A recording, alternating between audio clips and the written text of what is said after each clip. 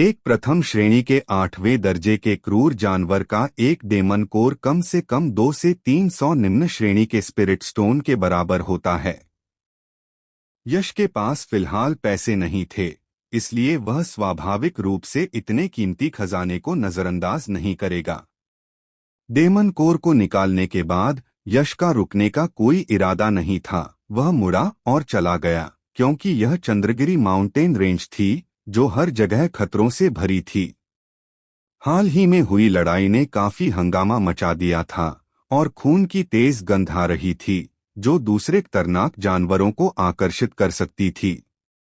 अभी अभी एक भयंकर युद्ध सहने के बाद यश की सच्ची ऊर्जा लगभग समाप्त हो चुकी थी, जिससे वह आगे की लड़ाई के लिए अनुपयुक्त हो गया था। अपनी आकृति की एक झलक के साथ यश तेजी से उस क्षेत्र से निकल गया और 10 ली से ज्यादा घने जंगल में चुपचाप चलता रहा। उसे एक छोटी सी जलधारा मिली। उसने अपने शरीर पर लगे खून के धुंध को धोया, सूखे मेवे के लिए कुछ मछलियां भूनी और फिर अपनी क्षीण हुई सच्ची ऊर्जा को पुनः प्राप्त करने के लिए पास में एक शांत जगह ढूंढी। लगभग एक अगरबत्ती जलाने के बाद यश ने अपनी सच्ची ऊर्जा पूरी तरह से प्राप्त कर ली थी। ऊर्जा पौष्टिक सिंदूरी फल में बहुत समृद्ध ऊर्जा होती है जो रियन की बाधाओं को तोड़ने के लिए सबसे उपयुक्त है। अभी इसका सेवन करना थोड़ा बेकार होगा। बेहतर होगा कि मैं पहले प्राप्त किए गए दानव कोर को परिष्कृत कर लूं। हरी घास के एक मुलायम टुकड़े पर यश पालथी मारकर बैठा था। उसके हाथ फूलों में उड़ती तितलियों की तरह हिल रहे थे, प्रतिबिंब बना रहे थे और अचानक एक गहरी मुहर बन गई। फूफ! एक पल में उसके ग्लेबेला से एक अराजक प्रकाश फूट पड़ा जो शून्य रियल में एक 3 पैरों वाले 2 कानों वाले विशाल कड़ाही प्रेत में बदल गया। यह वास्तव में दिव्य गढ़ने वाला शास्त्र था। परिष्कृत करो! यश हल्के से चिल्लाया और सीधे ब्लेड दानव मंटिस के दानव कोर को दिव्य गढ़ने वाले शास्त्र में फेंक दिया। फूफ! जलती हुई लपटों की तरह अराजक वायु प्रवाह का एक समूह दानव कोर को ढक रहा था। तुरंत लोहे से भी कठोर दानव कोर अराजक वायु प्रवाह के आलिंगन में दृश्यमान गति से पिघलने लगा। प्रचंड क्यूई से भरी कड़ाही के भीतर शक्तिशाली ऊर्जा की धाराएं फैलने लगीं। ऐसी ऊर्जा जो हिंसक क्यूई से भरी होती है, मार्शल कलाकार साधना के लिए इस्तेमाल नहीं कर सकते। इसे शुद्ध करना जरूरी है, अन्यथा अगर वह हिंसक क्यूई शरीर में प्रवेश करती है तो यह मेरिडियन को नुकसान पहुंचाएगी। न केवल कोई लाभ नहीं होगा बल्कि इससे काफी नुकसान भी होगा। आमतौर पर मार्शल कलाकारों के लिए दानव कोर के भीतर हिंसक क्यूई को शुद्ध करना काफी बोझिल और कष्टदायक होता है, इसलिए बहुत कम लोग साधना के लिए दानव कोर से ऊर्जा अवशोषित करते हैं। ज्यादातर लोग इन्हें बेचते हैं या कीमियागरों को औषधीय गोलियों को परिष्कृत करने या अपनी शक्ति बढ़ाने के लिए हथियारों में शामिल करने के लिए देते हैं। हालांकि यश के लिए यह कोई समस्या नहीं लगती थी। फुस! अराजक वायु प्रवाह के एक झोंके के साथ दिव्य गढ़ने वाले शास्त्र में व्याप्त हिंसक क्यूई तुरंत ही बर्फ की तरह प्रचंड आग से मिलकर बिखर गई और कोई निशान भी नहीं छोड़ा। अगर दूसरे मार्शल आर्टिस्ट इस दृश्य को देखते तो शायद वे सिर्फ 4 शब्द ही कह पाते, बेजोड़ और दबंग। ऐसा अनुमान है कि ऐसी उपाधि प्राप्त करने के लिए केवल यश ही सक्षम है जिसके पास दिव्य गढ़ने का शास्त्र है। यहाँ तक कि जन्मजात क्षेत्र के विशेषज्ञों में भी शायद यह क्षमता नहीं होती। फूफ फूफ फूफ! हिंसक क्यूई को हटाकर शक्तिशाली ऊर्जा का उपयोग साधना के लिए किया जा सकता था। यश ने अपना मुंह खोला जैसे कोई लंबी व्हेल पानी खींच रही हो। दिव्य गढ़ने के शास्त्र में व्याप्त ऊर्जा तुरंत एक धारा में परिवर्तित हो गई। शून्य क्षेत्र में एक घुमावदार प्रकाश पथ बनाती हुई उसके मुंह में आ गई। यश के हाथ की मुहर बदल गई और उसके शरीर के भीतर का जीन तुरंत चमक उठा, जिससे एक शक्तिशाली भक्षण शक्ति निकली जिसने सारी ऊर्जा को निगल लिया। उस प्रबल ऊर्जा के संचार के तहत जीन पर फैली दरारें लगातार और धीरे धीरे फैलती गईं और सुप्त जीन ने जागृति की ओर एक और कदम बढ़ाया। अनजाने में 5 दिन बीत गए। यश, जो जमीन पर चुपचाप मूर्ति की तरह निश्चल बैठा था, अचानक धीरे धीरे क्यूई की एक गंदी धारा छोड़ी। फिर उसने धीरे से अपनी थोड़ी बंद आंखें खोलीं। उसकी गहरी गहरी आंखों में प्रकाश की एक तेज किरण टिमटिमाई और गायब हो गई। सुप्त जीन थोड़ा और जागृत हो गया है। यह पहले जीन के पूर्ण जागरण से ज्यादा दूर नहीं है।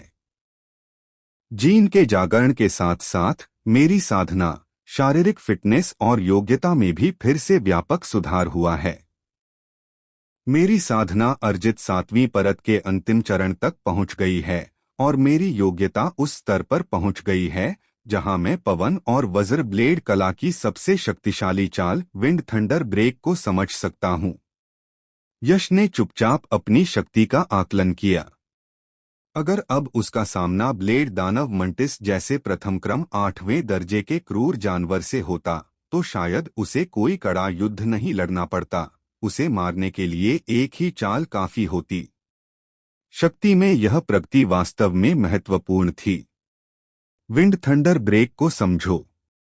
जैसे ही उसकी आवाज धीमी हुई, यश ने साधना जारी रखी और इस साधना के साथ लगभग 3 दिन और बीत गए। अनजाने में आधे महीने से ज्यादा समय बीत चुका था।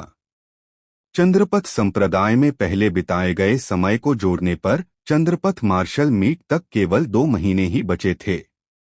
हालांकि यश की वर्तमान शक्ति अच्छी थी, फिर भी वह अभी तक योग्य नहीं था जन्मजात क्षेत्र के विशेषज्ञों से मुकाबला। हालांकि इससे कोई फर्क नहीं पड़ा। यश की प्रगति की गति को देखते हुए उसे पूरा विश्वास था कि वह 2 महीने के भीतर जन्मजात क्षेत्र के विशेषज्ञों का सामना करने लायक स्तर तक पहुंच जाएगा। बेशक वह केवल जन्मजात प्रथम स्तर के विशेषज्ञों का ही सामना कर पाएगा। वह ललित जैसे विशेषज्ञों का मुकाबला नहीं कर सकता था जिनके पास जन्मजात चतुर्थ स्तर की साधना थी। वह शापित कचरा पास ही छिपा होगा। जब यश लगन से साधना कर रहा था, दुष्ट ऊर्जा में लिपटी एक आकृति तेजी से उसके पास पहुंचा। अचानक उसके हाथ में मौजूद ताबीज, जिससे एक हल्की रोशनी निकल रही थी, की चमक अचानक तेज हो गई और वह कुछ चकाचौंध करने वाली हो गई। उस आकृति के कदम रुक गए और उसकी निगाहें बिजली की तरह इधर-उधर घूम गईं। अगले ही पल उसकी निगाह अचानक 20 मीटर आगे हरी घास के एक टुकड़े पर टिक गई, जहां एक दुबली पतली आकृति पालथी मारे बैठी थी। उसके शरीर से सच्ची ऊर्जा के उतार चढ़ाव की लहरें फैल गईं, चारों दिशाओं में, जो स्पष्ट रूप से संकेत कर रहा था कि वह साधना की अवस्था में था। यश, तुम सचमुच यहाँ हो। मर जाओ। जैसे ही उसने यश को देखा, उसकी आंखों में उन्मत्त हत्या की भावना उमड़ पड़ी। अचानक एक जोरदार दहाड़ सुनाई दी और फिर उसने जमीन पर जोर से पैर पटका। उस शक्तिशाली बल के कारण उसके पैरों के नीचे की जमीन फट गई और उस प्रचंड गति ने उसकी आकृति को एक भयंकर ऊर्जाल की तरह हवा में उड़ा दिया। फुफकार! उसने अचानक अपने बड़े हाथ से पकड़ने की एक हरकत की और तुरंत एक लाल रंग का लंबा भाला उसकी मुट्ठी में आ गया। एक निर्दयी और क्रूर प्रहार के साथ उसने हवा में ऊर्जारने जैसी एक भेदी आवाज निकाली जो बेरहमी से यश के माथे पर वार कर रही थी। शक्तिशाली वेग को देखते हुए अगर भाला जोर से लगता तो यश का सिर शायद तरबूज की तरह फट जाता। कौन?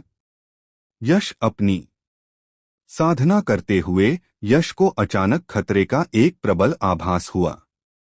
इसके तुरंत बाद उसने अपने सिर के ऊपर से एक भयानक शक्ति का प्रहार महसूस किया।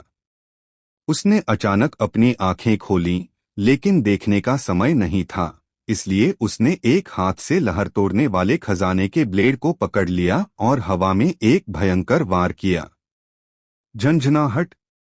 ब्लेड और भाले की नोक सटीक रूप से टकराई और अचानक एक भयंकर ध्वनि फूट पड़ी, जिसके प्रभाव बिंदु से अनगिनत चिंगारियां और प्रकाश फूट पड़े। कितना शक्तिशाली! जैसे ही उन्होंने वार का आदान प्रदान किया, यश के चेहरे पर सदमे का भाव आ गया। हमलावर की शक्ति अविश्वसनीय रूप से शक्तिशाली थी, कम से कम अर्जित नौवीं परत साधना के मध्य चरण में तो। अचानक चौंककर वह किसी का मुकाबला नहीं कर सका। भाले की नोक से प्रेषित बल से उसका बाघ जैसा मुंह लगभग चकनाचूर हो गया। मर जाओ! उसके सिर के ऊपर से एक भयंकर दहाड़ निकली, जिसमें मारक इरादे थे, और भाले की नोक की शक्ति तुरंत उछल पड़ा। चले जाओ! उसकी बाहों में एक तेज दर्द फैल गया। यश हांफने लगा, मानो उसकी बाहों की हड्डियां लगभग टूट गई हों। बिना किसी देरी के उसकी आंखें अचानक चौड़ी हो गईं, और वह दहाड़ा अपने सिर की ओर तेजी से मुक्का मारा, और एक सच्ची ऊर्जा मुट्ठी का निशान जोर से फूट पड़ा। धमाका! सच्ची ऊर्जा मुट्ठी का निशान भाले की नोक पर लगा, और शक्तिशाली बल ने उसे सीधे उछाल दिया। यश ने भी इस क्षणिक अवसर का फायदा उठाते हुए तेजी से पीछे हट गया, कुछ ही छलांगों में कई दसियों मीटर दूर चला गया। यश ने एक हाथ से अपना ब्लेड पकड़ा, उसकी निगाहें ठंडी तीक्ष्णता से भरी हुई उस दिशा की ओर देख रही थीं जहां से हमला हुआ था। तुरंत उसने एक काले कपड़े पहने मार्शल आर्टिस्ट को कुछ ही दूरी पर खड़ा देखा, जो काले रंग का टाइट फिटिंग सूट पहने हुए था और एक मजबूत दुष्ट ऊर्जा का भाव प्रकट कर रहा था। उसकी आंखें बिना किसी भेद के ठंडी हत्या के इरादे से भरी हुई थीं, जो यश पर दृढ़ता से टिकी हुई थीं। जुआन की आकृति! तुम कौन हो? यश ने थोड़ा भौहें चढ़ाई। वह इस आदमी को जानता ही नहीं था, तो फिर बिना किसी वजह के उसे मारने का इतना जबरदस्त इरादा क्यों था? चंद्रेश! काले कपड़ों वाला मार्शल आर्टिस्ट बोला, और उसके बाद एक कर्कश ठंडी आवाज आई। विवेक का बड़ा भाई चंद्रेश! यह नाम सुनते ही यश की पुतलियां सिकुड़ गईं और उसके चेहरे पर एक चिंताजनक भाव उभर आया। बिल्कुल सही। चंद्रेश ने एक लाल लंबा भाला पकड़े हुए गर्व से अपनी ठुड्डी ऊपर उठाई। उसकी नजर किसी सम्राट की तरह किसी भिखारी को देख रही थी। उसके स्वर में थोड़ी विनम्रता थी। चूंकि तुम मुझे जानते हो, इसलिए तुम्हें मेरे तरीके भी जानने चाहिए। मैं तुम्हें अभी एक मौका दे रहा हूं। अगर तुम इतनी दुखद मौत नहीं चाहते, तो घुटने टेककर तुरंत पश्चाताप करो, फिर अपनी जान ले लो। वरना मुझे तुम्हें यह बताने में कोई आपत्ति नहीं है कि नारकीय यातना कैसी होती है। मुझे घुटने टेककर खुद को मार डालने पर मजबूर करो। यश ने अपनी भौंह थोड़ी ऊपर उठाई और हल्की सी हंसी निकाली। चंद्रेश, क्या तुम पागल हो गए हो? क्या तुम्हें लगता है कि तुम जन्मजात विशेषज्ञ हो? ओह, तुम्हारी बातों से तो लगता है कि ये कूड़ा कृतघ्न बनने की नीयत रखता है। अगर ऐसा है तो मैं तुम्हें खुद नर्क भेज दूंगा। हालांकि कूड़े पर हमला करना बदनामी है। तुमने मेरे छोटे भाई को मार डाला। हालांकि मैं उसे पसंद नहीं करता, फिर भी वो मेरा बहुत करीबी है। मेरे बगल में, चंद्रेश के बगल में, एक कुत्ते को भी तुम कूड़े छूने के लायक नहीं हो।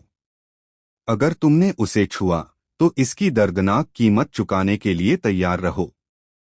चंद्रेश मुस्कुराया। उसके होठों पर एक भयंकर मुस्कान बिखर गई। उसकी ठंडी आंखों से एक खौफनाक हत्या का इरादा उमड़ पड़ा, जिससे मानो इस जगह का तापमान पल भर में दर्जनों डिग्री गिर गया, हड्डियां कंपाने वाला हो गया। फुफकार! उसके शब्द निकलने से पहले ही चंद्रेश की आंखों में एक तेज चमक आ गई। उसने हल्के से जमीन पर अपना पैर पटका, और हवा का एक झोंका तुरंत गरज उठा। उसकी आकृति एक धुंधली प्रतिबिंब में बदल गई, दूर यश की ओर अत्यंत तेज गति से दौड़ती हुई, रास्ते में मुरझाई हुई शाखाओं और गिरे हुए पत्तों को उड़ाती हुई। पलक झपकते ही वह यश के सामने पहुंच गया। उसके हाथ में लाल रंग का लंबा भाला एक तेज भाले की रोशनी जगा रहा था, जो बेरहमी से यश के गले की ओर जा रहा था। यह भाला बिजली की तरह तेज और गरज की तरह भयंकर था। कितनी तेज! एक तेज ऊर्जा धारा उसकी ओर दौड़ी। यश को लगा जैसे उसे कोई छेद देगा। उसका चेहरा अचानक बदल गया और उसके हाथों ने झट से एक मुहर बना ली। तुरंत एक शक्तिशाली सच्ची ऊर्जा निकली जो एक झिलमिलाती क्रिस्टल सा साफ प्रकाश ढाल में बदल गई, जिसने उसके शरीर को ढक लिया। नश्वर श्रेणी का उच्च श्रेणी का युद्ध कौशल ऊर्जा युआन ढाल। फुफकार। हालांकि यश ने अभी भी इस भाले की शक्ति को कम करके आंका था। लोहे जैसी कठोर क्यू युआन ढाल भाले के प्रहार से तुरंत ही ढह गई और फिर धमाके से अनगिनत टुकड़ों में फट गई। भाले की नोक, जो अभी भी एक तीखी आभा से भरी हुई थी, अपना अथक प्रहार जारी रखे हुए थी। शुक्र है यश ने बहुत तेजी से प्रतिक्रिया दी। जैसे ही क्यू युआन ढाल टूटी, उसने अपने पैर हिलाए, उसके महत्वपूर्ण सिरे को चकमा देते हुए, लेकिन क्यू की तेज धारा अभी भी उसके चेहरे को छू रही थी। एक फटने जैसा दर्द फैल गया और उसके चेहरे पर खून की एक लकीर दिखाई दी। खून बह रहा था। तुम्हारी प्रतिक्रिया ठीक है, लेकिन दुर्भाग्य से यह पर्याप्त नहीं है। चंद्रेश के होंठ एक क्रूर चंचल व्यंग्य में बदल गए, मानो कोई बिल्ली यशे से खेल रही हो। उसने अपनी बाह हिलाई और उसके हाथ में लाल रंग का लंबा भाला तुरंत एक झटके से एक झटके में बदल गया और यश के शरीर पर हजारों सेनाओं को मिटा देने के बल से हिंसक रूप से प्रहार किया। अगर उसे यह भाला लग जाता तो भले ही यश का भौतिक शरीर उसी साधना के मार्शल आर्टिस्ट से कहीं बेहतर होता, फिर भी उसे टेंडन और हड्डियों के टूटने जैसी गंभीर चोटें लगतीं। सपने जैसा मायावी कदम। यश ने गहरी चाल से कदम रखते हुए धीरे से चिल्लाया। उसका रूप तुरंत स्वप्न जैसा और मायावी हो गया, भाले के भयंकर प्रहार से बचता हुआ। धमाक! भाले का तीर जमीन पर जोर से लगा जहां वह अभी खड़ा था। एक जोरदार धमाके के साथ मिट्टी के अनगिनत ढेले उड़ गए और जमीन पर कई फुट लंबा एक गहरा भयानक निशान बन गया। यह दृश्य देखकर यश के सुंदर चेहरे पर एक अभूतपूर्व गंभीरता का भाव उभर आया। यह चंद्रेश निश्चित रूप से अब तक का उसका सबसे दुर्जय प्रतिद्वंद्वी था। कितना परेशान करने वाला छोटा यश है। चंद्रेश में ज्यादा धैर्य नहीं था। यश को लगातार उसके हमलों से बचते देख उसकी ठंडी आंखों में तुरंत झुंझलाहट का एक संकेत दिखाई दिया। वह चिल्लाए बिना नहीं रह सका। देखते हैं तुम इस चाल को कैसे चकमा देते हो। भिनभिनाहट। जैसे ही उसके शब्द निकले, चंद्रेश की सच्ची ऊर्जा उसके शरीर में उमड़ पड़ी। आग जैसी लाल सच्ची ऊर्जा की धाराएं एक झुलसाने वाली आभा लिए तेजी से उसके हाथ में रखे लाल लंबे भाले में भर गईं। सच्ची ऊर्जा के प्रभाव में भाले के तने पर लाल रोशनी के छल्ले झिलमिला उठे और भाले का तना कंपन करने लगा। लाल बिजली की बारिश का भाला। एक ठंडी चीख गूंजी और चंद्रेश ने अपना भाला जोर से आगे बढ़ाया। एक पल में शून्य रियल में अनगिनत लाल भाले की रोशनियां प्रकट हुईं, मानो मूसलाधार बारिश हो रही हो या हजारों बिजली के बोल्टों की तरह शून्य रियल में भयंकर प्रक्षेप पथ बनाते हुए यश को ढकते हुए। स्वप्न जैसा मायावी कदम एक मार्शल स्किल है जो चकमा देने जैसा है, और यह तेज गति के लिए उपयुक्त नहीं है। चंद्रेश की चाल कई दसियों मीटर की दूरी तय करती थी और यश की गति के कारण वह इससे बिल्कुल भी बच नहीं सकता था। चूंकि ऐसा ही था, इसलिए वह इसका सामना केवल सीधे तौर पर ही कर सकता था। उग्र लहरें, 100 गुना लहरें। यश ने एक गहरी सांस ली, अपने शरीर के जीन्स को पूरी तरह से सक्रिय कर दिया। शक्तिशाली ट्रू क्यूई की लहरें फूट पड़ी जो उसकी मुट्ठियों पर संघनित हो गईं। अगले ही पल उसने एक सीधी रेखा में मुक्का मारा। उमड़ती ट्रू क्यूई एक विशाल लहर की तरह फूट पड़ी जो आकाश से टकरा रही थी और सीटी बजाती घनी लाल भाले की रोशनी से जोरदार टक्कर मार रही थी। Puff puff puff. अचानक दबी हुई धमाकों की एक श्रृंखला फूट पड़ी। दिखाई देने वाली ट्रूक्यूई लहरें टक्कर के बिंदु से हिंसक रूप से बाहर निकलीं। आसपास के ऊंचे पेड़ों को विनाशकारी प्रहार सहने पड़े, एक के बाद एक गिरते पहाड़ों और टूटते जेड स्तंभों की तरह ढहते गए। जमीन भी ट्रूक्यू की लहरों से फट गई, जिससे स्पष्ट निशान पड़ गए। एक पल में सीटी बजाती घनी लाल भाले की रोशनी का आधा से ज्यादा हिस्सा उमड़ती ट्रूक्यू की विनाशकारी शक्ति से चकनाचूर हो गया। यह है चंद्रपथ संप्रदाय का मानवस्तरीय उच्च श्रेणी का युद्ध कौशल, उग्र लहरें।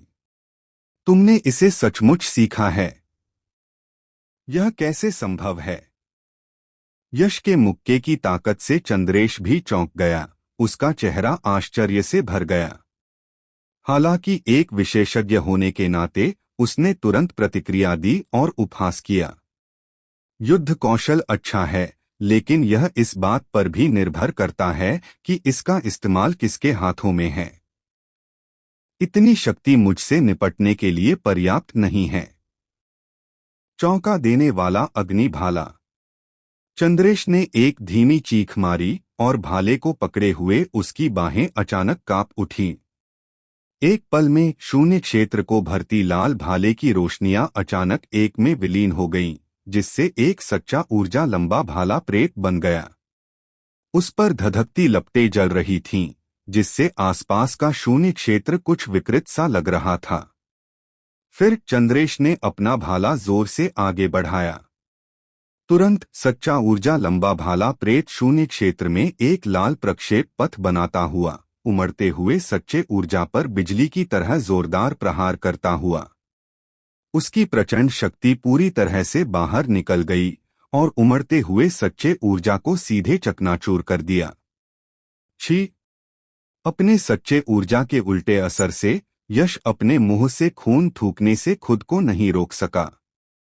उसकी आकृति पीछे की ओर उड़ गई, लगातार कई बड़े पेड़ों को तोड़ती हुई जमीन पर गिर पड़ी। हे, मैंने सोचा था कि तुम कमीने जो मेरे छोटे भाई को मार सकता है, तुम्हारे पास कोई बड़ी क्षमता होगी। लेकिन पता चला तुम कुछ खास नहीं हो। तुमने मुझे सचमुच निराश किया है।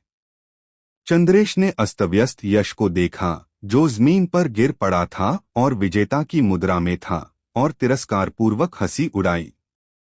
अचानक चंद्रेश के चेहरे पर व्यंग्य एक क्रूर मुस्कान में बदल गया। मेरे पास तुम्हारे साथ बर्बाद करने के लिए ज्यादा समय नहीं है, कमीने। आज्ञाकारी होकर नरक में जाओ। फुफकार। जैसे ही उसके शब्द निकले, एक और लाल भाले की रोशनी एक भयावह हत्या की मंशा लिए दूर से यश की ओर बेरहमी से फट पड़ी। चंद्रेश की ताकत बहुत जबरदस्त है।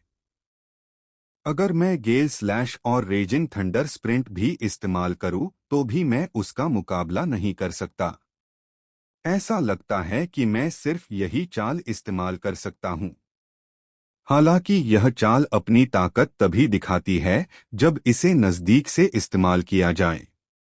अगर मैं इसे अभी इस्तेमाल करूं, तो भले ही चंद्रेश इसका मुकाबला न कर पाए, फिर भी वह इसे आसानी से चकमा दे सकता है। इसलिए मुझे इसका इस्तेमाल करने के लिए उसके करीब जाना होगा। जिंदगी हो या मौत, सब इसी एक चाल पर निर्भर है। सीटी बजाते लाल भाले की रोशनी को देखते हुए यश ने कोई डर नहीं दिखाया, बल्कि उसकी गहरी आंखों में एक निर्दयी भाव उभर आया। यह निर्दयता न केवल उसके दुश्मन के प्रति थी, बल्कि खुद के प्रति भी थी। आह! यश जोर से चिल्लाया, अचानक जमीन से उछल पड़ा। बिना चकमा दिए वह सीधे सीटी बजाते लाल भाले की रोशनी की ओर बढ़ा। क्या, यह जानते हुए भी कि तुम मेरे सामने कुछ नहीं हो, तुम आत्महत्या करना चाहते हो? तब मैं दयालु होऊंगा और तुम्हारी इच्छा पूरी करूंगा। यश की इस पागलपन भरी हरकत को देखकर चंद्रेश के होठों पर एक चंचल मुस्कान आ गई। फिर उसकी आंखों में एक तेज चमक चमकी और लाल भाले की रोशनी की शक्ति और गति फिर से उभर आई। फुफकार। बिना किसी आश्चर्य के लाल भाले की रोशनी यश के शरीर पर पड़ी। केवल एक भौतिक शरीर के छिद जाने की ध्वनि सुनाई दी, क्योंकि भाले की तीखी नोक सीधे उसके शरीर में घुस गई और उसके साथ लाल रक्त की एक धार निकली जो शून्य रियल में बिखर गई। हालांकि यह प्रहार घातक नहीं था, क्योंकि जिस क्षण यश को चोट लगी उसने बड़ी मुश्किल से उसके महत्वपूर्ण बिंदुओं को चकमा दिया, केवल उसका कंधा ही छिद पाया। लेकिन फिर भी चोट बेहद गंभीर थी। उसके कंधे पर एक कप के आकार का खूनी छेद दिखाई दिया, जिससे खून झरने की तरह बह रहा था, जिसे रोका नहीं जा सकता था, जिससे उसके कपड़े और जमीन लाल हो गई थी। वह एक ऐसे राक्षस जैसा लग रहा था जो अभी अभी खून के समुद्र से रेंगकर बाहर आया हो, दुखद और क्रूर। मर जाओ। यश का दुखद रूप देखकर चंद्रेश जोर से हंस पड़ा। उसकी आंखें तेजी से चमक उठीं। जब तक वह लंबे भाले में समाहित सच्ची ऊर्जा को मुक्त करता, वह यश को तुरंत खूनी धुंध में बदल सकता था, उसे पूरी तरह से स्वर्ग और पृथ्वी के बीच विलीन कर सकता था। फट। हालांकि जैसे ही चंद्रेश लंबे भाले को घुमाने ही वाला था, एक खून से सना हुआ हाथ किसी भूत के हाथ की तरह अचानक भाले के डंडे को पकड़ लेता है। एक पल के लिए चंद्रेश लंबे भाले को 1 इंच भी हिला नहीं पाता, न ही वह अपनी सच्ची ऊर्जा को मुक्त कर पाता। इस खूनी हाथ का मालिक स्वाभाविक रूप से यश था। उसने भाले के डंडे को कसकर पकड़ रखा था, जरा भी आराम नहीं कर रहा था। उसका सिर थोड़ा नीचे झुका हुआ था, वह अपने सामने खड़े चंद्रेश की ओर नहीं देख रहा था। केवल एक ठंडी उदासीन आवाज धीरे धीरे सुनाई दी, चंद्रेश, यह खत्म हो गया। अब तुम मर सकते हो। क्या? यह उदासीन आवाज सुनकर चंद्रेश का दिल जोरों से धड़कने लगा। उसके भीतर एक बेचैनी सी उठ रही थी। हवा, गरज, थम। एक ठंडी ऊर्जाक शब्द दर शब्द अचानक चंद्रेश के कानों में बिजली की गड़गड़ाहट की तरह गूंज उठी। तभी उसने देखा कि यश के हाथ में एक ठंडी झिलमिलाती कीमती कृपाण कहीं से प्रकट हुई। कीमती कृपाण यश के सिर के ऊपर ऊर्जा उठी हुई थी, और जैसे ही ठंडी चीख पड़ी, एक तेज कृपाण की रोशनी, एक तेज आंधी और एक तेज गरजती हुई दौड़ की तरह कीमती कृपाण से फूट पड़ी और एक भयानक आभा बिखेरती कृपाण की रोशनी में बदल गई। मर जा। अचानक एक हड्डियां कंपा देने वाली ठंडी चीख गूंजी, जिसके बाद यश की पुतलियों में धीरे धीरे तेज ठंडी रोशनी की धारें उभरने लगीं। उसने अपनी कलाई घुमाई और खसाने की कृपाण ने एक भयंकर कृपाण प्रकाश उत्पन्न किया, जो शून्य रियल में एक निर्दयी प्रक्षेप पथ बनाता हुआ तेजी से चंद्रेश के गले की ओर बढ़ा। नहीं। यह देखकर चंद्रेश के सिर में झुनझुनी हुई। उसका पहले से ही आत्मसंतुष्ट चेहरा अब बेहद भयभीत हो गया था। उसने भागने की कोशिश की, लेकिन पाया कि उसका शरीर कृपाण के प्रकाश से निकलने वाली आभा में पूरी तरह से जकड़ा हुआ है, हिल नहीं पा रहा है। वह बस एक हताश हृदय विदारक दहाड़ ही निकाल सका। फूफ। इससे पहले कि वह हताश दहाड़ शून्य रियल में पूरी तरह गूंज पाती, कृपाण का प्रकाश चंद्रेश के गले से गुजर चुका था।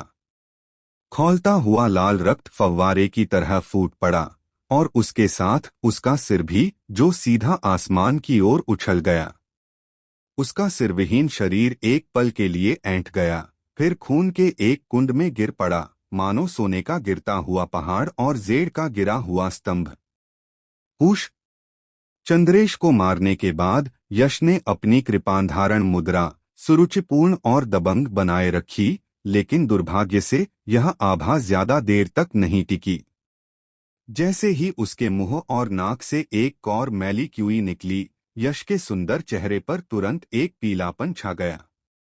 फिर ऐसा लगा जैसे उसका पूरा शरीर अपनी सारी शक्ति खो बैठा हो, जमीन पर गिर पड़ा। उसकी छाती जोर से धड़क रही थी और वह बैल की तरह सांस लेने के लिए हाँफ रहा था। हालांकि पवन वज्र भेद तकनीक अविश्वसनीय रूप से शक्तिशाली थी, लेकिन इसमें काफी मात्रा में सची क्यूई खर्च होती थी। एक बार इस्तेमाल करने पर यश की कुल सच्ची क्यूई का कम से कम 40 से 60% खर्च हो जाता था। चंद्रेश के साथ भीषण युद्ध में भस्म हुई सच्ची ऊर्जा को जोड़ने पर अब उसके पास 10% से भी कम सच्ची ऊर्जा बची थी। वह बेहद कमजोर हालत में था, उसकी एक उंगली भी हिलाने की ताकत नहीं थी। अगरबत्ती जलने में जितना समय लगता है, उतना आराम करने के बाद यश की सच्ची ऊर्जा धीरे धीरे 30% तक पहुंच गई। हालांकि वह पूरी तरह से ठीक नहीं था, फिर भी आखिरकार वह हिलने डुलने में सक्षम हो गया। यश जमीन से उठने के लिए संघर्ष कर रहा था। उठते समय उसकी हरकत थोड़ी ज्यादा जोरदार थी, जिससे गलती से उसके कंधे पर लगा भयानक घाव खिंच गया। यश ने तुरंत मुंह बनाया और हांफते हुए धीमी आवाज में बुदबुदाया, बहुत दर्द हो रहा है। हालांकि जब यश ने चंद्रेश की बिना सिर वाली लाश देखी तो उसके चेहरे का दर्द मुस्कान में बदल गया। चंद्रेश को मारना इस चोट के लायक है। हालांकि इस बार मैं भी भाग्यशाली था। अगर चंद्रेश लापरवाह न होता और मुझे कम न आंकता तो कहना मुश्किल है कि कौन मरता। यश के दिल में राहत की एक लहर दौड़ गई। सच कहूं तो चंद्रेश की ताकत वाकई जबरदस्त थी, उसकी अपनी ताकत से कहीं ज्यादा। अगर वे निष्पक्ष रूप से लड़ते तो उसकी जीत की संभावना शायद 40% से भी कम होती। वह उसे जवाबी हमला करने में मुख्यतः 2 कारणों से सक्षम था। पहला, चंद्रेश लापरवाह था और उसे कम आंकता था। शुरू से लेकर अपनी मृत्यु तक उसने यश को कभी गंभीरता से नहीं लिया। इस स्थिति के कारण चंद्रेश अपनी पूरी ताकत का इस्तेमाल नहीं कर पाया, यहाँ तक कि अपनी मृत्यु तक भी। अगर वह शुरू से ही अपनी सबसे शक्तिशाली शक्ति के साथ फूट पड़ता तो यश को प्रतिरोध करने का मौका भी नहीं मिलता। दूसरी बात, चंद्रेश ने कभी नहीं सोचा था कि यश खुद के प्रति इतना निर्दयी होगा, जानलेवा खतरे से बेखबर, और अपने शरीर को चारा बनाकर उसे हमले के लिए फुसलाएगा। इन सबका मकसद बस उसके करीब पहुंचना और उस पर जानलेवा वार करना था। अगर ये 2 वजहें न होती तो शायद यश जमीन पर पड़ा होता। मन को शांत करने के बाद यश ने अपनी नजर फिर से चंद्रेश की सिरविहीन लाश पर घुमाई। जैसा कि कहावत है, हत्या और आगजनी से धन की प्राप्ति होती है। चंद्रेश को चंद्रपत संप्रदाय का एक अपेक्षाकृत प्रसिद्ध विशेषज्ञ माना जाता था, इसलिए उसने जरूर अपने पास कई अच्छे खजाने जमा किए होंगे। यश उठा और चंद्रेश की लाश के पास गया और ढूंढने लगा। एक पल बाद उसके मुंह के कोने थोड़े ऊपर की ओर मुड़े, जिससे एक मुस्कान बन गई और उसने एक स्पेस बैग निकाला। आऊ! हालांकि यश स्पेस बैग खोलकर देख पाता कि अंदर क्या खजाना है, इससे पहले ही अचानक एक भेड़िए की चीख गूंजी। यश का दिल धड़क उठा और उसने जल्दी से ऊपर देखा। हालांकि उसे कुछ दिखाई नहीं दिया, फिर भी दूर जंगल से तेजी से दौड़ने की आवाजें आ रही थीं। कुछ ही देर में एक क्रूर आभा से भरी गहरी हरी आंखें उसकी दृष्टि में प्रकट हुईं। स्तर 1, स्तर 7 क्रूर जानवर, खून का प्यासा जहरीला भेड़िया। जाहिर है, यश और चंद्रेश की पिछली लड़ाई के शोरगुल और चंद्रेश की मौत के बाद निकलने वाली खून की गंध ने आसपास के क्रूर जानवरों को डरा दिया था और उन्हें अपनी ओर आकर्षित कर लिया था। धिक्कार है! मैंने तो कोई बुरा काम नहीं किया, तो मुसीबतें लहरों की तरह क्यों आ रही हैं? पहले चंद्रेश, अब एक क्रूर जानवर। हे भगवान, क्या तुम जानबूझकर मुझे मारने की कोशिश कर रहे हो या मेरे अपने चरित्र में ही कोई खराबी है? उस क्रूर आकृति को तेजी से आते देख यश का चेहरा तुरंत बदसूरत हो गया और वह गुस्से में कुछ हद तक चिढ़कर धीमी आवाज में गालियां देने लगा। अगर वह अपनी चरम अवस्था में होता तो इस रक्त पिपासु जहरीले भेड़िए को 2-3 चालों में मार सकता था। हालांकि उसकी वर्तमान अवस्था में उसका क्षेत्र बहुत कमजोर हो गया था और उसकी कुल शक्ति केवल 20 से 30% रह गई थी। टियर 1 लेवल 7 के क्रूर जानवर की तो बात ही छोड़िए, वह टियर 1 लेवल 5 के क्रूर जानवर का भी मुकाबला नहीं कर पाता। भागो! बिना किसी हिचकिचाहट के यश ने स्पेस बैग को अपने शरीर से सटा लिया और बिना एक शब्द कहे भागने के लिए मुड़ गया। हालांकि रक्त पिपासु जहरीले भेड़िए और यश के बीच अभी भी कुछ दूरी थी, लेकिन वह इस समय बुरी तरह घायल था। वह रक्त पिपासु जहरीले भेड़िए जैसे भेड़िया प्रकार के क्रूर जानवर से कैसे आगे निकल सकता था, जो अपनी गति के लिए जाना जाता है। जैसे जैसे वे भागते गए, उनके बीच की दूरी लगातार कम होती गई। कुछ मिनट बाद यश को अपने पीछे खून के प्यासे जहरीले भेड़िए से आती तेज मछली जैसी गंध लगभग महसूस हुई। अगर ऐसा ही चलता रहा तो मैं बच नहीं पाऊंगा। यश का दिल बैठ गया। अचानक उसे एक नदी की कलकल ध्वनि सुनाई दी। उसकी नजर तेजी से उस तरफ गई और उसे तुरंत कुछ ही दूरी पर एक घुमावदार नदी दिखाई दी। हाँ, मेरी जिंदगी खत्म होने के लिए नहीं बनी है। दिल में खुशी लिए यश तुरंत नदी की ओर दौड़ा। कुछ तेज दौड़ों के बाद वह एक ही सांस में नदी के किनारे पहुंच गया। उसने दोनों पैरों से जमीन को धक्का दिया और नदी में कूद गया। चंद्रगिरी विशियस बीस्ट कंपेंडियम में खून के प्यासे जहरीले भेड़िए के अभिलेखों के अनुसार इस प्रकार का शातिर जानवर तैर नहीं सकता। बचने के लिए नदी में कूदना निस्संदेह सबसे अच्छा विकल्प था। दहाड़! रक्त पिपासु जहरीले भेड़िए ने यश के इरादे भांप लिए थे और उसकी भेड़िए जैसी चीख फिर से गूंज उठी। उसने अचानक अपना मुंह खोला और फिर गहरे हरे रंग की रोशनी का एक गोला अचानक इकट्ठा हुआ, जो एक राक्षसी क्यू बम में बदल गया। फिर एक धीमी धमाके के साथ शून्य क्षेत्र में एक निर्दयी गहरे हरे रंग का प्रक्षेप पथ प्रकट हुआ, जो तेजी से यश की ओर तेजी से बढ़ रहा था। यश ने अपने पीछे से राक्षसी क्यू की एक तेज लहर को महसूस किया और उसका चेहरा तुरंत कठोर हो गया। अगर यश इस समय चकमा देने का फैसला करता तो रक्त पिपासु जहरीले भेड़िए की गति के साथ वह उस क्षणिक देरी का पूरा फायदा उठाकर उसे पकड़ सकता था। बिना ज्यादा सोचे समझे रक्त पिपासु जहरीले भेड़िए द्वारा पकड़े जाने का नतीजा निश्चित रूप से मौत होगी। लेकिन अगर वह नहीं बचता और इस शक्तिशाली राक्षसी क्यू बम की चपेट में आ जाता तो यश की वर्तमान कमजोर हालत को देखते हुए वह निश्चित रूप से मौत के कगार पर होता। यश तुरंत दुविधा में फंस गया। चूंकि यही बात थी। अरे, मैं देखता हूं कि तुम्हारा राक्षसी क्यू बम ज्यादा मजबूत है या मेरी जान। आंतरिक संघर्ष तुरंत समाप्त हो गया और यश की आंखों में एक निर्दयी चमक फिर से उभर आई।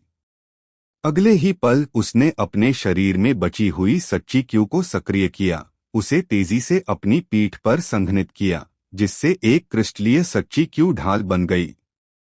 जैसे ही उसने यह किया, राक्षसी क्यू बम पहले ही आ चुका था और यश की पीठ पर सच्ची क्यू ढाल से टकरा गया। धमाका! सच्ची क्यू ढाल तुरंत चकनाचूर हो गई और एक जोरदार झटका यश की पीठ पर लगा। उसके कपड़े फट गए, उसकी त्वचा और मांस फट गए और आंतरिक अंगों के टुकड़ों के साथ खून की एक धार फूट पड़ी। धमाका! यश दर्द से कराह उठा, अपने दांत कसकर काटने लगा। टक्कर के बल से उसकी गति अचानक एक पायदान और बढ़ गई, जिससे रक्त पिपासु जहरीले भेड़िए से उसकी दूरी बढ़ गई। फिर उसका शरीर जोर से धारा में गिर गया और सफेद झाग की परतें उछलने लगीं। धारा में गिरते ही तेज और बर्फीली धारा ने यश को तुरंत अपनी चपेट में ले लिया। बार बार घायल हो रहे यश में इस समय अपने शरीर को नियंत्रित करने की शक्ति नहीं थी।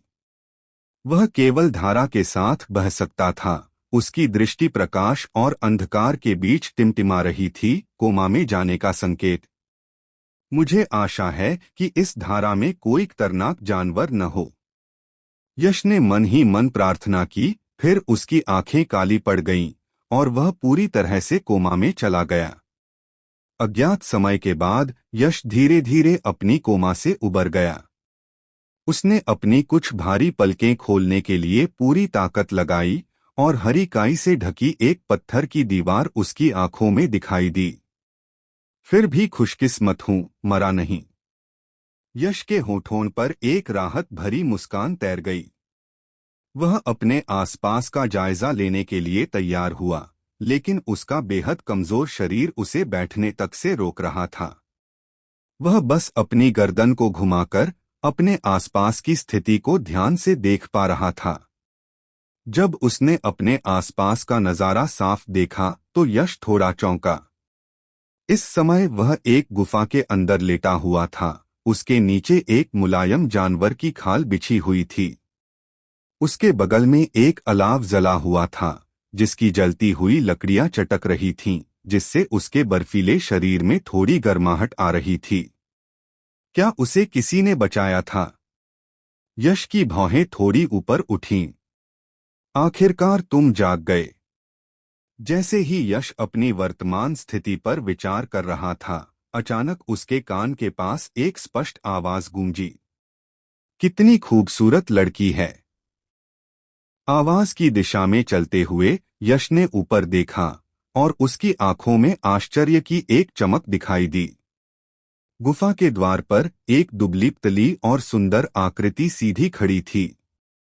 उसके काले बाल झरने की तरह झर रहे थे और उसकी गोरी त्वचा सूर्य की रोशनी में एक चमकदार आभा से झिलमिला रही थी। इसके अलावा एक ज्वलंत लाल ज्वाला जैसा कवच उसके सुडौल शरीर को ढके हुए था, जो उसके उभारों को पूरी तरह से रेखांकित कर रहा था। ऐसा पहनावा सचमुच अतुलनीय रूप से कामुक और उग्र था, फिर भी इससे एक ऐसी नायिका का आभास भी झलक रहा था जो किसी पुरुष के आगे नहीं झुकती, मानो आग की लपटों से निकलती हुई कोई वाल्किरी हो। हालांकि उसका रूप उसके शरीर से बिल्कुल अलग था। उसका नाजुक चेहरा सुंदर और निर्मल था और उसकी काली आंखें रात के आकाश में तारों जैसी थीं। इतना गहरा और गहरा दृश्य विरोधाभास यश को अपनी आंखें हटाने में असमर्थ बना रहा था। यश ने कसम खाई कि उसके पिछले जन्म में धरती पर तथाकथित देवियां इस औरत के आगे पूरी तरह से परास्त थीं। बहन अवनी, मैंने तुमसे कहा था कि जिस आदमी को तुमने बचाया है वह अच्छा इंसान नहीं है। वह उन बदबूदार आदमियों से अलग नहीं है जिनसे हम अक्सर मिलते हैं, बस तुम्हें घूरते रहते हैं। वह बहुत बड़ा विकृत आदमी है। एक असंतुष्ट बुदबुदाहट सुनाई दी और लगभग 15-16 साल की एक प्यारी सी शिवानी उस औरत के पीछे से निकली। बहन अवनी कहकर पुकारी जाने वाली वह औरत तुरंत शर्म से लाल हो गई, लेकिन यश की ओर उसकी निगाहों में कोई खास घृणा नहीं थी। शिवानी को यह समझ नहीं आया कि उन आम बदबूदार आदमियों की आंखों में तीव्र लालच और वासना घिनौनी थी, जबकि उस युवक की निगाहें सिर्फ प्रशंसा भरी थीं। इससे उसे न सिर्फ गुस्सा आया, बल्कि उसे काफी गर्व भी हुआ। यह एक औरत का जन्मजात स्वभाव होना चाहिए, वे सभी विपरीत लिंग के अनगिनत लोगों का ध्यान आकर्षित करने की उम्मीद करती हैं। शिवानी द्वारा तिरस्कृत होने पर यश ने अजीब तरह से अपनी नजरें हटा लीं, कुछ बार खांसा और कहा, मैं यश हूं। मेरी जान बचाने के लिए दोनों युवतियों का बहुत बहुत शुक्रिया। क्या मैं आपके नाम पूछ सकता हूं? यश भविष्य में जरूर आपका बदला चुकाएगी। हमारे करीब आने की कोशिश करना बंद करो। तुम निश्चित रूप से हमारा बदला चुकाने की कोशिश नहीं कर रहे हो, तुम मेरी बहन अवनी के खिलाफ साजिश रच रहे हो। शिवानी ने यश को सावधानी से देखा, मानो उसने उसकी छोटी छोटी चालों को बहुत पहले ही भांप लिया हो। छोटी शिवानी, बदतमीजी मत करो। बहन अवनी ने प्यारी शिवानी को घूरा, फिर मंद मंद मुस्कुराई और बोली, युवा मास्टर यश, विनम्र होने की कोई जरूरत नहीं है। जब लोग बाहर होते हैं तो कौन दुर्घटना का शिकार नहीं होता। मदद करना अवनी की नैतिकता का मामला है, इसलिए हमें धन्यवाद देने की कोई जरूरत नहीं है। अरे वैसे मेरा नाम अवनी है और यह मेरी बहन शिवानी है। मिस अवनी, छोटी बहन शिवानी, यश ने मुस्कुराते हुए हाथ जोड़े। तुम्हारी बहन कौन है? मुझे यूं ही मत बुलाओ। शिवानी को छोटी बहन कहना बिल्कुल पसंद नहीं आया। उसने यश को घूरा और फिर चिल्लाई, चूंकि तुम जाग रही हो, जल्दी करो और यहां से चली जाओ। हमारे साथ मत रहो। छोटी शिवानी, युवा मास्टर यश गंभीर रूप से घायल हैं और अभी अभी जागे हैं। उनका शरीर बहुत कमजोर होगा। यह खतरनाक चंद्रगिरी माउंटेन रेंज है। अगर तुम उन्हें अभी जाने के लिए कहोगी तो क्या तुम उन्हें नुकसान नहीं पहुंचा रही हो? अवनी ने यश की तरफ माफी मांगते हुए मुस्कुराते हुए कहा, युवा गुरु यश, मेरी छोटी बहन अभी छोटी है और उसे चीजें समझ नहीं आती। कृपया बुरा मत मानिए। आप अभी अपनी गंभीर चोटों से उबर रहे हैं, तो क्यों न कुछ समय हमारे साथ ही रहें। इस तरह हम आपकी देखभाल कर सकेंगे। आपके ठीक होने के बाद हम आपके जाने पर बात कर सकते हैं। अम्मा, आप बस यही कहते रहते हैं कि मैं छोटी हूं। क्या सिर्फ इसलिए नहीं कि आपके स्तन बड़े हैं? जब मैं बड़ी हो जाऊंगी तो मेरे स्तन जरूर आपके स्तनों से बड़े होंगे। बस आप इंतजार कीजिए और देखिए। फिर देखते हैं कि क्या आप अब भी मुझे जवान होने का उपदेश देने की हिम्मत रखते हैं। यश के कुछ बोलने से पहले ही उसने शिवानी को असंतुष्ट होकर गुस्से से भरते सुना। यह सुनकर यश और अवनी दोनों के चेहरे पर अजीब से भाव आ गए। लाचार होकर यश ने शिवानी की बातों को अनसुना कर दिया और अवनी की ओर हाथ बढ़ाते हुए कहा, चूंकि ऐसा ही है तो बहुत बहुत शुक्रिया मिस अवनी। युवा मास्टर यश, आप अभी भी अपनी गंभीर चोटों से उबर रहे हैं और आपको और आराम की जरूरत है। हम आपको परेशान नहीं करेंगे। हम गुफा के बाहर डेरा डालेंगे। अगर आपको किसी चीज की जरूरत हो तो बस हमें फोन कर दीजिएगा। अवनी मुस्कुराया, फिर शिवानी को खींचकर गुफा से बाहर जाने के लिए मुड़ा। शिवानी, युवा मास्टर यश ने आखिर ऐसा क्या किया कि आपको बुरा लगा? आप उनसे इतनी नफरत क्यों करती हैं? आप उन्हें भगा देना चाहती हैं। मुझे याद है कि आप आमतौर पर बहुत दयालु और प्यार करने वाले होते हैं। आज आप ऐसे क्यों हैं? बहन अवनी, सामान्य परिस्थितियों में अगर हम इस यश को बचा लेते तो कोई समस्या नहीं होती। लेकिन हमारी वर्तमान स्थिति के बारे में सोचो। यह आदमी जो हमारा पीछा कर रहा है न केवल बोझ होगा, बल्कि अगर वे लोग हमें पकड़ लेते हैं तो वह निश्चित रूप से मर जाएगा। उसे अकेला छोड़ देना ही बेहतर है, शायद उसके बचने की संभावना ज्यादा होगी। आपकी बात सही है। युवा मास्टर यश की चोटें ठीक होने के बाद मैं उसे जाने दूंगा। उसका हमारे साथ रहना वाकई बहुत खतरनाक है। अवनी और शिवानी दूर होते चले गए, लेकिन उनकी बातचीत यश के कानों तक शब्दशः पहुंच गई। लगता है वे मुसीबत में हैं। अगर मुझमें क्षमता हो तो मैं उन्हें इसे सुलझाने में मदद करूं, जिसे उनकी जीवन रक्षक कृपा का बदला भी माना जा सकता है। बातचीत सुनकर यश की आंखें चमक उठीं और वह मन ही मन सोचने लगा। अगले ही पल उसने अपना सिर हिलाया और अपने मन से सारे विचलित करने वाले विचार निकाल दिए। अपनी वर्तमान स्थिति में वह मुश्किल से अपनी रक्षा कर पा रहा था, तो वह दूसरों की समस्याओं का समाधान कैसे कर सकता था? अगर वह ऐसा करना चाहता था तो सबसे जरूरी काम जल्दी से ठीक होना और स्वस्थ होना था। बड़ी मुश्किल से उठते हुए यश ने अपनी गोद से 2 स्पेस बैग निकाले, एक उसका अपना था और दूसरा चंद्रेश का। ओह, ये बहनें तो बिल्कुल सीधी हैं। स्पेस बैग पाकर यश ने राहत की सांस ली। वह पहले बेहोश हो चुका था, और अगर ये दोनों बहनें उसका स्पेस बैग ले लेती तो ले लेती, लेकिन उन्होंने उसे छुआ तक नहीं था, जिससे पता चलता था कि वे दोनों सम्माननीय बहनें थीं। मुस्कुराते हुए यश ने सबसे पहले चंद्रेश का स्पेस बैग खोला और उसमें रखे खजानों की सूची बनाने लगा। यह चंद्रेश बहुत अमीर है। 3-4 मिनट में यश ने स्पेस बैग में रखे खजानों की सूची बना ली।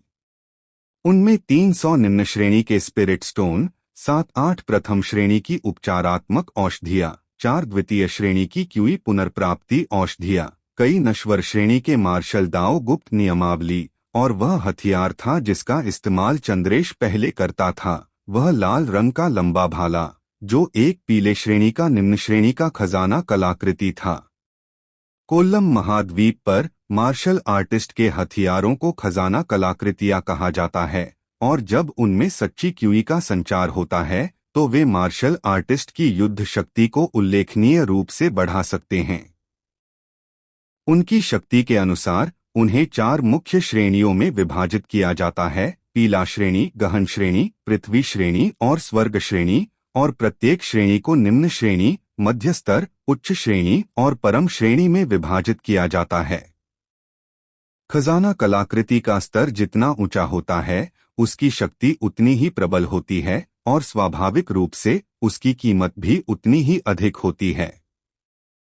पूरे चंद्रपथ संप्रदाय को देखते हुए सर्वोच्च श्रेणी की खजाना कलाकृति केवल पीला श्रेणी की उच्च श्रेणी की होती है। इसके अलावा यह संप्रदायदमन स्तर का खजाना है। इससे यह स्पष्ट है कि खजाना कलाकृतियां कितनी मूल्यवान हैं, मार्शल दाओ गुप्त नियमावलियों से केवल थोड़ी ही कमजोर। हालांकि चंद्रेश के स्पेस बैग में बहुत ज्यादा खजाने नहीं थे, फिर भी उनका कुल मूल्य कम नहीं था, अनुमानतः लगभग 3000 निम्न श्रेणी के आत्मारत्न। उपचार शुरू करो। उसने कुछ उपचारात्मक औषधियां निकाली और उन्हें निगल लिया। शुद्ध सफेद गोलियां उसके मुंह में जाते ही पिघल गईं और एक ठंडे तरल में बदल गईं, जो उसके गले से होते हुए उसके पेट के निचले हिस्से में बह गया, फिर उसके दांतियन से उसके अंगों और हड्डियों तक फैल गया। तुरंत ही उसके शरीर में जलन का दर्द कम होने लगा। लगभग 2 घंटे बाद यश की लगभग 70 से 80% आंतरिक चोटें ठीक हो गईं। बाकी मामूली चोटें थीं जिनका जल्दबाजी में इलाज नहीं किया जा सकता था और जिनके लिए सावधानीपूर्वक उपचार की आवश्यकता थी। मेरी चोटें ठीक हो गई हैं, अब मेरी साधना बढ़ाने का समय आ गया है।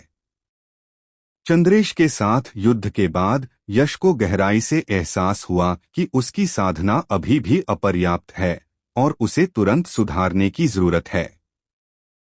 उसकी हथेली के एक झटके से निम्न श्रेणी के आत्मिक पत्थरों का एक ढेर, जो समृद्ध आध्यात्मिक क्यूई उतार चढ़ाव उत्सर्जित कर रहा था, उसके सामने प्रकट हुआ।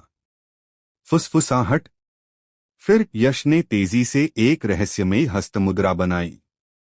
उसके ग्लेबेला से एक अराजक प्रकाश निकला, जो शून्य रियल में दिव्य गढ़ने वाले शास्त्र की एक प्रेत छवि में परिवर्तित हो गया। फुसफुसाहट। एक भयानक भक्षण शक्ति फूट पड़ी, मानो कोई लंबी व्हेल पानी यशस रही हो और सैकड़ों निम्न श्रेणी के आत्मिक पत्थरों को सीधे कड़ाही के गोल मजबूत शरीर में खींच ले गई। अराजक क्यूई आग की लपटों की तरह उठी और धड़क के साथ सैकड़ों निम्न श्रेणी के आत्मिक पत्थर तुरंत बारूद में बदल गए।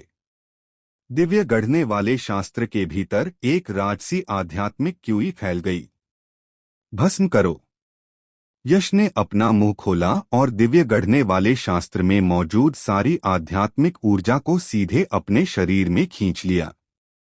तुरंत उसके भीतर का जीन जोर से कंपन करने लगा, मानो वह किसी प्राचीन पशु के अवतार में बदल गया हो, जिसका मुंह खुला हुआ था और जो लालच से राजसी और शुद्ध आध्यात्मिक ऊर्जा को निगल रहा था। चटक चटक चटक।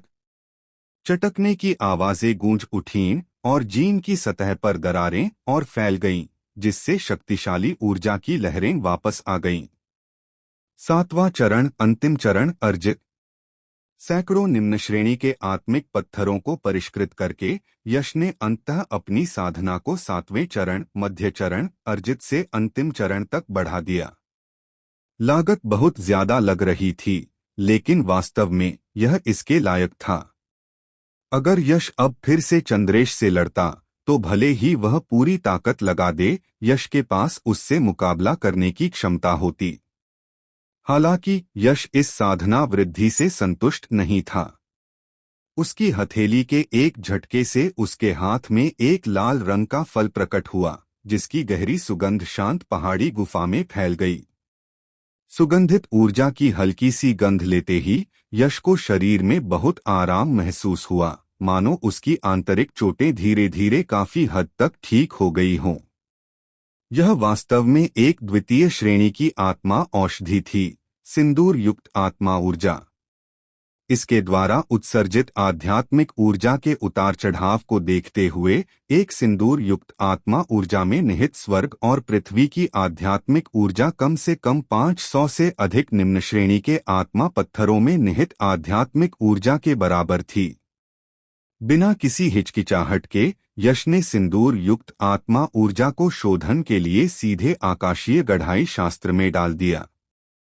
जल्द ही अव्यवस्थित क्यूई की शुद्धि के तहत सिंदूरी फल युक्त आत्मा क्यूई गायब हो गई और केवल एक क्रिस्टल सा साफ पन्नाहरा तरल पदार्थ बचा, जिसमें कोई अशुद्धियां नहीं थीं।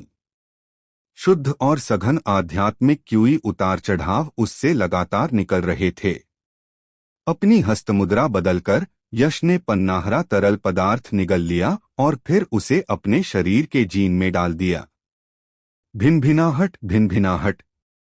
जीन कंपन करने लगा, अनंत प्रकाश उत्सर्जित करने लगा और एक उमड़ती लहर जैसे पहाड़ का ढहना और सुनामी लगातार बह रही थी। शक्ति का एक अभूतपूर्व एहसास उसके अंगों और हड्डियों में व्याप्त हो गया, उसके पूरे शरीर में फैल गया। यश को लग रहा था कि अगर उसे अब फिर से चंद्रेश से लड़ना पड़े तो उसे खुद को चारा बनने का जोखिम उठाने की जरूरत नहीं पड़ेगी। पवन वज्र भेदन का एक ही प्रहार उसे तुरंत मार डालने के लिए पर्याप्त होगा, क्योंकि वह पहले ही अर्जित 8वें चरण की साधना में आगे बढ़ चुका था। उसके लिए जो स्वर्ग सृजन शास्त्र पर कब्जा करो की साधना करता है, हर बार जब उसकी साधना एक पद से बढ़ती तो उसकी युद्ध शक्ति कई गुना बढ़ जाती। हालांकि उसकी साधना बढ़ाना मुश्किल था, सामान्य मार्शल कलाकारों की तुलना में कई गुना ज्यादा कठिन, लेकिन हर सफलता के साथ उसकी युद्ध शक्ति में वृद्धि भी सामान्य मार्शल कलाकारों की तुलना में कई गुना ज्यादा थी। यश ने मन ही मन अनुमान लगाया कि उसकी वर्तमान युद्ध शक्ति के साथ जन्मजात क्षेत्र से नीचे कोई भी उसका कुछ नहीं बिगाड़ सकता। अगर वह अहंकारी होता तो कह सकता था कि जन्मजात क्षेत्र से नीचे किसी के लिए भी उसका विरोधी होना मुश्किल होगा। बस एक छोटा सा टुकड़ा बचा है। मेरे अंदर का जीन पूरी तरह से जागृत हो सकता है। स्वर्ग निर्माण शास्त्र पर कब्जा करो के वर्णन के अनुसार जीन की शक्ति पूरी तरह से जागृत होने के बाद ही पूरी तरह से प्रदर्शित हो सकती है। मेरे पास वर्तमान में जो जीन शक्ति है वह सागर में एक बूंद के बराबर है। बस हिमशैल का सिरा, और उसमें पहले से ही इतनी शक्ति है। पूरी तरह से जागृत जीन कितना शक्तिशाली होगा। मैं सचमुच इसका बेसब्री से इंतजार कर रहा हूं। हालांकि इस आखिरी टुकड़े को जागृत करना पिछले 99% को जागृत करने से भी ज्यादा मुश्किल होगा, जिसके लिए बड़ी मात्रा में आध्यात्मिक क्यूई की आवश्यकता होगी। यह एक मार्शल आर्टिस्ट के दायरे की बाधा जैसा है। यह केवल एक पतली परत जैसा लगता है, लेकिन यह कठोर इस्पात जितना कठोर है, जिससे सफलता बेहद मुश्किल हो जाती है। अपने शरीर के भीतर जीन की जागृति की प्रगति को महसूस करते हुए यश की गहरी आंखों में एक अदम्य उत्साह उमड़ पड़ा। इतने दिनों की कड़ी मेहनत के बाद अंततः फल मिलने का क्षण आने ही वाला था। समय उड़ता गया और 3-4 दिन पलक झपकते ही बीत गए। इन दिनों में यश ने साधना की और अपनी चोटों को ठीक किया। साथ ही अवनी और उसकी बहन के साथ चंद्रगिरी माउंटेन रेंज की यात्रा भी की। अवनी और उसकी बहन किसी चीज से छिपती हुई प्रतीत हो रही थीं, क्योंकि उनकी गतिविधियां दिन में आराम करने और रात में लगातार बदलते घुमावदार रास्ते पर चलने जैसी थीं। रात हो गई। शून्य रियल में एक चमकीला चांद ऊंचा लटका हुआ था। अपनी शुद्ध श्वेत शीतल चांदनी बिखेर रहा था, मानो धरती पर धुंधली सफेद धुंध की एक परत बिछा रहा हो। घने अंधेरे जंगल में एक अलाव जल रहा था, जिसके चारों ओर कुछ लोग इकट्ठा होकर खुद को गर्म कर रहे थे और ठंड से बच रहे थे। यह यश, अवनी, बहनें और अन्य लोग थे। यश एक गोरे गंजे बलवान व्यक्ति के बगल में बैठा था, जिसका सिर चमकदार गंजा था, शरीर मजबूत था और चेहरा सरल और ईमानदार था। उसका नाम दीप था और वह प्यारे छोटे शिवानी का बड़ा भाई था। जब अवनी ने उसका परिचय कराया तो यश बहुत देर तक स्तब्ध रह गया। एक तो एक राजसी और भयंकर बलवान था और दूसरा एक नाजुक और प्यारा सा शिवानी। क्या ये दोनों वाकई भाई बहन थे? क्या उन्हें यकीन था कि वे एक ही माँ से पैदा हुए थे? दोनों में बहुत ज्यादा फर्क था। भाई दीप, आप यहाँ चंद्रगिरी माउंटेन रेंज में क्या कर रहे हैं? मैं देख रहा हूं कि आप न तो आत्मा औषधि खोज रहे हैं, न ही खतरनाक जानवरों का शिकार। लगता है आपके इरादे कुछ और हैं। यश ने अलाव के पास बैठकर यूं ही एक विषय उठाते हुए पूछा। भाई दीप, आप यहाँ चंद्रगिरी माउंटेन रेंज में क्या कर रहे हैं? मैं देख रहा हूं कि आप न तो आत्मा औषधि खोज रहे हैं, न ही खतरनाक जानवरों का शिकार। लगता है आपके इरादे कुछ और हैं। यश ने अलाव के पास बैठकर यूं ही एक विषय उठाते हुए पूछा। कौन जानता था कि यश की बातें सुनकर दीप, जो यश के साथ अच्छी तरह से घुल मिल रहा था, के चेहरे पर तुरंत एक चिंताजनक भाव आया। फिर ऊंची आवाज में बोला, युवा गुरु यश, कुछ बातें हमारी निजी होती हैं और आपको बताना असुविधाजनक होता है। कृपया मुझे माफ करें। उफ, मैं गुस्ताखी कर रही थी। यश ने माफी मांगते हुए मुस्कुराया। इस समय अवनी एक आकर्षक लाल बत्ती वाला कवच पहने धीरे धीरे शालीन कदमों से आगे बढ़ी। उसकी खूबसूरत आंखें यश को देख रही थीं, मानो वह कुछ कहना चाहती थी पर हिचकिचा रही थी। यश काफी समझदार थी। खड़ी होकर मुस्कुराई, मिस अवनी, क्या आपको कुछ चाहिए? अवनी ने गहरी सांस ली और कहा, युवा गुरु यश, मैं देख रही हूं कि आपकी चोटें लगभग ठीक हो गई हैं। मुझे लगता है कि आपको अब यहाँ से चले जाना चाहिए। कल सुबह हम अलग हो जाएंगे। मिस अवनी, यश को गुस्ताखी करने के लिए माफ करना, लेकिन आपकी जल्दबाजी और हाव भाव देखकर लगता है कि आप किसी मुसीबत में पड़ गई हैं। क्या मैं पूछ सकती हूँ कि क्या बात है? शायद मैं आपको इसे सुलझाने में मदद कर सके। यश बेवकूफ नहीं था और स्वाभाविक रूप से समझ गया कि यह उसे जाने के लिए कहने का एक विनम्र तरीका था। हालांकि उसने अभी तक उनकी जीवन रक्षक दयालुता का बदला नहीं चुकाया था और अभी जाने को तैयार नहीं था। दूसरों के साथ व्यवहार करने में उसका यही सिद्धांत था। अगर कोई उस पर दया करता, चाहे वह पानी की एक बूंद ही क्यों न हो, तो वह उसका बदला एक फूटते झरने से चुकाता। बेशक अगर दुश्मनी होती तो वह उसका 10 गुना बदला जरूर चुकाता। आपकी दयालुता के लिए धन्यवाद युवा मास्टर यश, लेकिन यह हमारा अपना मामला है और हम युवा मास्टर यश को इसके लिए परेशान नहीं करेंगे। अवनी कड़वी मुस्कान के साथ बोली। पिछले कुछ दिनों में उसके बारे में और जानने के बाद वह समझ गई थी कि यश में काफी ताकत है।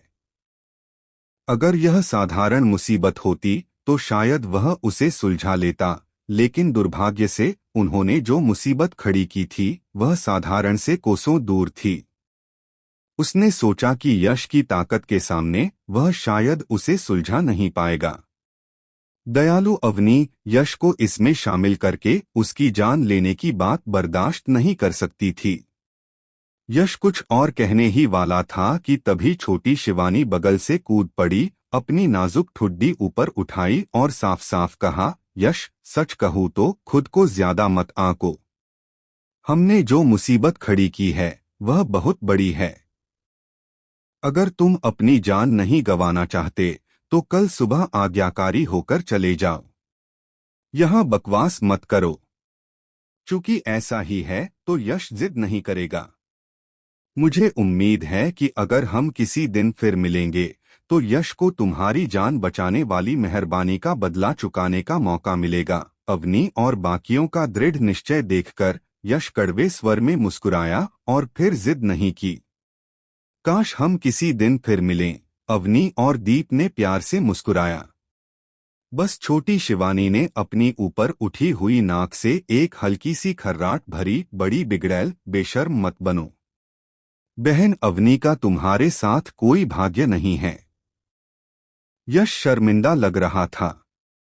उसे समझ नहीं आ रहा था कि उसने इस छोटी मैडम को कैसे नाराज कर दिया। वह हमेशा उसे नाराजगी से देखती थी। अगर कोई और होता तो यश उसे जरूर घूंसा मार देता। बदकिस्मती से शिवानी न सिर्फ उसकी जान बचाने वाली उपकारक थी बल्कि एक प्यारी सी शिवानी भी थी। अगर वह उस पर हाथ भी उठा दे तो क्या वह एक बदतमीज और बदचलन इंसान नहीं बन जाएगा? बेबस मैं सह लूंगा। हे तुम सचमुच यहाँ हो। शाम हो चुकी थी और अलाव की रोशनी धीरे धीरे कम होती जा रही थी।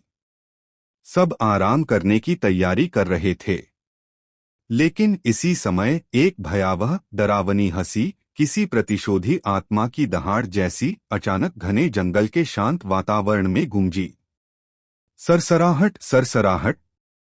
तभी दौड़ने की तेज आवाज आई और दूर का जंगल हिल उठा। रात में कई इंसानों की आकृतियां दिखाई देने लगीं। कौन? यश अचानक उठ खड़ा हुआ। उसकी आंखों में एक तेज चमक थी। अरे, मुझे उम्मीद ही नहीं थी कि वे हमें पकड़ लेंगे। अवनी और बाकी लोगों को पता लग गया था कि ये नए लोग कौन हैं और उनके चेहरे तुरंत गंभीर हो गए। फुफकार, फुफकार, फुफकार। सबकी निगाहों के सामने वे आकृतियां घने जंगल से तेजी से निकल गईं और पल भर में यश और बाकी लोगों के सामने पहुंच गईं, उन्हें पूरी तरह से घेर लिया। यह काले कपड़े पहने मार्शल आर्टिस्टों का एक समूह था, जिनमें से हर एक के हाथ में एक हथियार था। एक मजबूत दुष्ट क्यूई का उत्सर्जन कर रहा था और उनके चेहरों पर एक क्रूर मुस्कान थी। एक नजर में ही साफ था कि ये नए लोग दयालु नहीं थे। ये कौन है? यश ने अपनी भौहें उठाईं और धीमी आवाज में पूछा। ब्लैक वाइंड बैंडिट्स, डाकुओं का एक कुख्यात समूह जो चंद्रगिरी माउंटेन रेंज के बाहरी इलाके में घूमता है, अवनी ने संक्षेप में समझाया। उसके सुंदर चेहरे पर गंभीरता का भाव झलक रहा था। हालांकि ये लोग घृणित हैं, फिर भी ये शक्तिशाली हैं। इनका नेतृत्व करने वाला जख्मी चेहरे वाला आदमी ब्लैक वाइंड बैंडिट्स का दूसरा कमांडर है, जिसके पास अर्जित 9वीं परत के प्रारंभिक चरण की शक्ति है। क्या यही वो मुसीबत है जो मिस अवनी और उन्होंने पैदा की है? यश ने सिर हिलाया, उसका दिल धड़क रहा था। अवनी, इस जगह को मैंने घेर लिया है। तू छोटी बदचलन, इस बार तू पंख लगाकर भी नहीं बच सकती। अगर तू समझदार है तो आज्ञाकारी होकर नक्शा सौंप दे और स्वेच्छा से मेरे डाकुओं के सरदार की पत्नी बन जा, और शायद तेरे पास अभी भी कोई रास्ता हो। वरना एक खूबसूरत फूल को नष्ट करने के लिए मुझे दोष मत देना। काले चुस्त कपड़े पहने, चेहरे पर एक भयानक निशान लिए और एक डरावनी आभा बिखेरता एक अधेड़ उम्र का आदमी धीरे धीरे भीड़ से बाहर निकला। जैसा कि अवनी ने बताया था, यह व्यक्ति ब्लैक वाइंड बैंडिट्स का दूसरा सबसे बड़ा अधिकारी था। बुरा नहीं, बुरा नहीं। अवनी, तुम्हें हमारे दूसरे बॉस की बात माननी चाहिए। मैं तुम्हें एक राज बताता हूँ, हमारे दूसरे बॉस के बिस्तर में हुनर बेहद जबरदस्त हैं। अगर तुम मान गए तो मुझे डर है कि तुम्हें इसकी लत लग जाएगी और तुम जाना ही नहीं चाहोगे। हे। और वो छोटी बच्ची जिसका नाम शिवानी है, हालांकि थोड़ी छोटी है, पर उसमें एक आकर्षण है। जब वो बड़ी होगी तो उसकी खूबसूरती अवनी से कम नहीं होगी। हम उसे वापस ले सकते हैं और उसका अच्छा पालन पोषण कर सकते हैं। हे।